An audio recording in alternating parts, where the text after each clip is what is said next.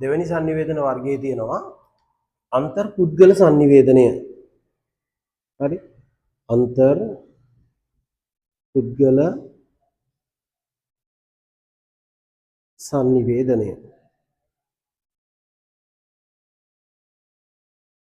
අන්තර් පුද්ගල sannivedanය. මොකද්ද මේ අන්තර් පුද්ගල sannivedanය කියන්නේ? දැන් අපි අන්තර් වර්ති පුද්ගල sannivedanය ගැන කතා කරා. අන්තර් වර්ති පුද්ගල sannivedanය කියලා කියන්නේ පුතේ මතක තියාගන්න. තමන් සමග සිදු කරන ලබන sannivedanයට ඒ වගේම තමයි අන්තර් පුද්ගල sannivedanය කියලා අපි කියනවා.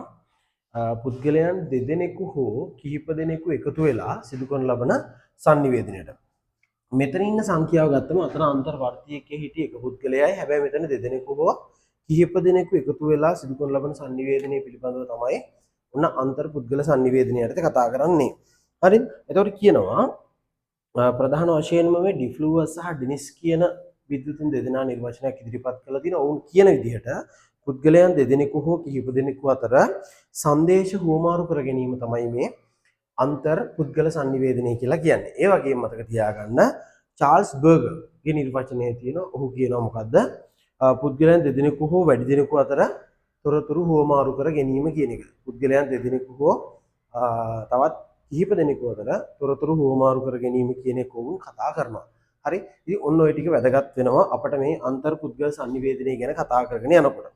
රයිට්? එතකොට මේ අන්තර් පුද්ගල sannivedanය ක්‍රියාත්මක වන ආකාර දෙකක් තියෙනවා. එකක් තමයි මුහුණට මුහුණලා අපිට අන්තර් පුද්ගල sannivedanය කරන්න පුළුවන්. අනිත් එක තමයි යන්ත්‍රානුසාරයෙන් අපිට අන්තර් පුද්ගල sannivedanය කරන්න පුළුවන්. ඒ කියන්නේ දුරකථන භාවිතයෙන් දැන් ඔයාලට යාළුවෙක් ඔයාලට පාරදී හම්බුනාම එතන සිද්ධ වෙන්නේ අර මුහුණට මුහුණලා sannivedanය කරන එක. හැබැයි ඔයා යාළුවෙකුට හිට පන්ති තියනවද වගේ එකක් අහන්න ඔයා ජංගම දුරකථනය භාවිතා කරනවා නම් අන්න යන්ත්‍රානුසාරයෙන් මේක sannivedanය කිරීමක් කරනවා. හරි?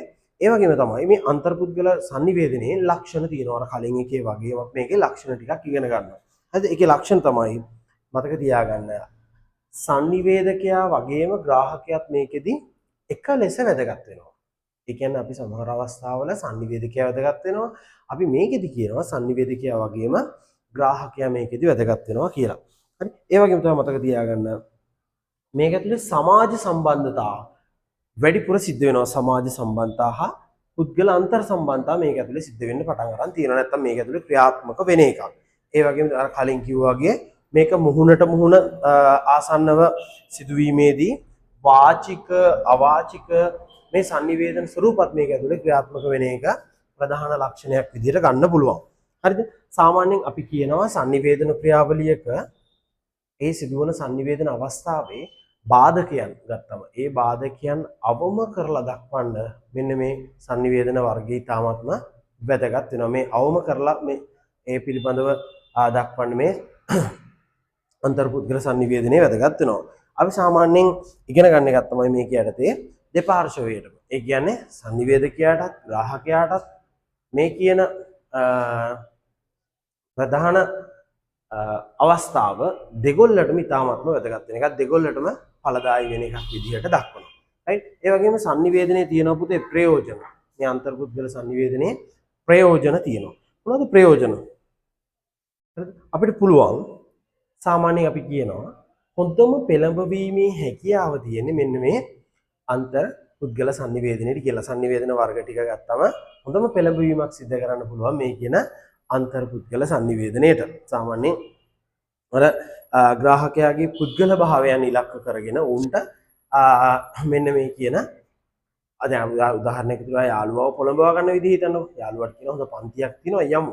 නේද? අපි අර අනිකුත් sannivedana වර්ගයන් වලට වඩා මේ sannivedana වර්ගය ඇතුළේ ඉතාමත්ම ප්‍රබල විදිහට මේක ප්‍රයෝජනයක් විදිහට දක්වනවා. හරි? ඒ වගේම අන්තර් සම්බන්ධතාවන් වර්ධනය කරගන්න පුළුවන්ලු. ඒතර මම අර කලින් කිව්වේ දෙදෙනෙකු හෝ කිහිප දෙනෙකු අතර sannivedanයේ නිරත වෙනකොට අපිට පුළුවන් අර හොඳින් ඒ අවස්ථාවේ sannivedanය කරගන්න. හරි?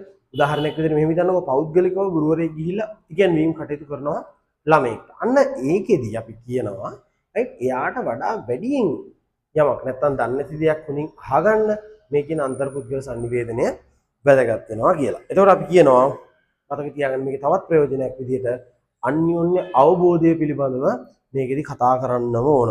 ඒතර අන්‍යෝන්‍ය අවබෝධය තුළින් විශ්වාසය තහවුරු කරගන්න එකත් මේකේ ප්‍රධාන ප්‍රයෝජනයක් විදියට දක්වනවා. උන්නෝක ප්‍රධාන විදිහට වාට ගන්න පුළුවන් අන්තර් පුද්ගල sannivedanaye කියන එක.